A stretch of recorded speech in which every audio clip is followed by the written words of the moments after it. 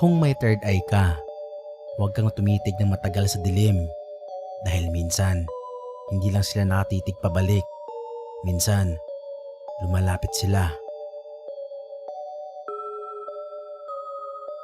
Hello Kuya Ken.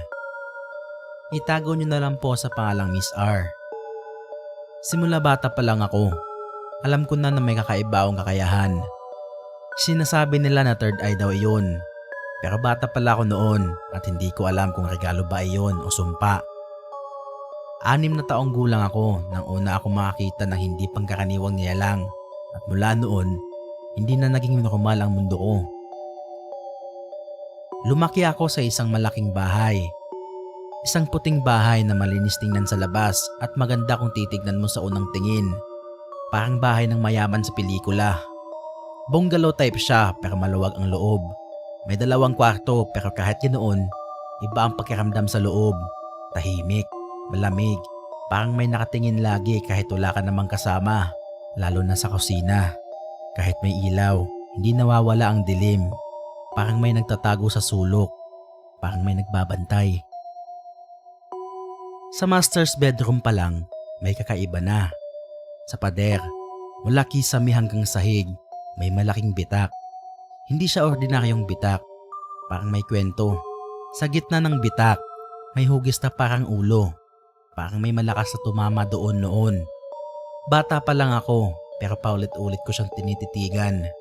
Hindi ko alam kung dahil curious lang ako o dahil may kung anong pwersa na gusto ako mapatingin doon. At sa tuwing tinititigan ko yun na matagal, pakiramdam ko may tumitingin din pabalik mula sa loob ng pader. Ang CR naman ay parang kulungan. Yung bintana na bakal na may disenyo na parang rehas. Kahit umaga, parang gabi sa loob. Parang hindi ka makahinga ng maayos. Sa labas ng bahay may hardin. Sa gilid may puno ng mangga at santol. Katabi nito ang lumang balon at basurahan. May mga pala at iba pang gamit na panghukay. Para siyang lugar na may tinatago. Isang lugar na hindi dapat hinuhukay. Isang hapon, bandang 4:00 siguro iyon. Nasa labas ako naglalaro, pawis at pagod pero masaya. Nauhaw ako kaya umuwi ako. Alam ko na wala pang tao sa bahay. Si mama kasi ay teacher at gabi na umuuwi. Yung ate ko naman ay panghapon ng pasok kaya sanay na ako mag-isa. Sanay na ako sa katahimikan pero hindi pa pala ako nag-iisa. Pagdating ko sa pinto, nakapadlock pa ito. Binuksan ko at pumasok ako. Tahimik, walang tunog, walang kahit anong galaw. Dumiretso ako sa kusina para uminom ng tubig. Pagdaan ko sa may lababo, doon ko siya nakita. May babae, nakaputi, mahaba ang buhok. Nakatayo sa harap ng lababo, nakatalikod sa akin.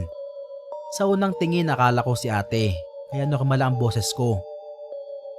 Ate, nakauwi ka na pala? Walang sagot, walang galaw. Nilapitan ko siya ng kaunti, kinakabahan pero umaasa pa rin na tao siya. Ate, nauuhaw po ako. Pahingi pong tubig. Tahimik pa rin. Hindi siya humihinga, hindi siya gumagalaw. Para siyang nakapirmi sa isang sandali. Pero ramdam ko na may presensya siya. Mabigat, mukhang nakatingin kahit nakatalikod. Doon ko napansin na hindi siya nakatapak sa sahig. Nakalutang siya. Yung paa niya puno ng putik, basa, parang bagong hukay mula sa lupa. Doon ako kinabahan, pero nagkunwari akong normal lang. Kumuha ako ng baso at sinubukan kong pakalmahin ang sarili ko. Habang nagsasalin ako ng tubig, napansin ko na gumagalaw siya. Hindi siya lumalapit, pero sumasabay ang galaw niya sa galaw ko. Parang may koneksyon. Parang alam niya ang bawat kilos ko. Nanginginig na ang kamay ko. Umaapaw na ang tubig sa baso, pero hindi ko agad napansin. Hindi siya umaalis. Nandoon lang siya, nakabantay. Hindi ko na alam ang gagawin ko, kaya lumakad ako palabas ng kusina at tumayo sa may dining area. Pero kahit hindi ko siya tinitingnan, naramdam ko siya. Nasa gilid ng paningin ko. Nakatayo pa rin. Pagkatapos, dahan-dahan siyang humarap. Doon ko nakita. Wala siyang muka, wala siyang mata, wala siyang ilong, walang bibig. Parang may hulma ng muka pero hindi tinapos. Parang may gumawa pero iniwan sa gitna. Parang hindi dapat umiiral. Pero kahit wala siyang muka, ramdam ko na nakatingin siya sa akin. Diretso, malalim, hanggang sa loob ng buto ko. Hindi ako gumalaw, hindi ako sumigaw. Nagpanggap akong walang nakikita at dahan-dahan akong lumabas ng bahay. Nilak ko ang pinto at tumakbo ako palabas. Akala ko doon na natapos, pero hindi pa pala. Lumipas ang oras, nasa labas pa rin ako habang hinihintay si mama. Umupo ako sa harap ng gate at hawak ko ang susi na nakasabit sa liig ko. Yun ang bilin ni mama na wag kong iwawala.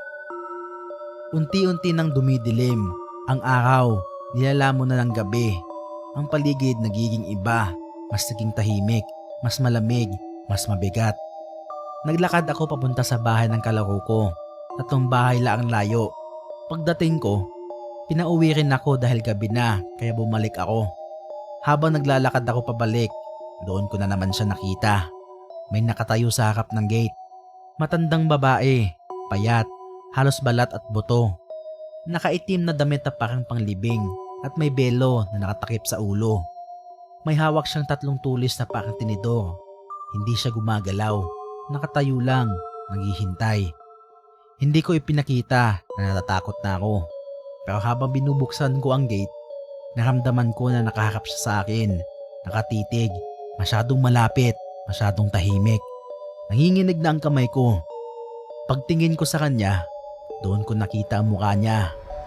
Ang mga mata niya malalaki, halos nakausli. Ang ngipin niya ay maitim at matutulis, parang hindi tao, parang handang kumagat.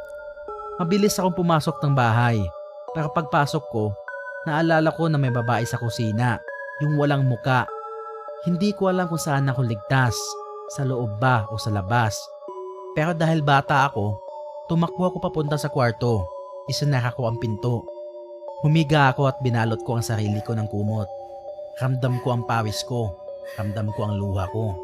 Ramdam ko ang tibok ng puso ko. At pakiramdam ko may nakatayo sa labas ng pinto. Nakikinig. Naghihintay. Hanggang sa hindi ko namalayang nakatulog ako. At mula noon, hindi na ako sigurado kung alin ang mas nakakatakot. Ang mundong nakikita ba ng lahat o ang mundong nakikita ko lang?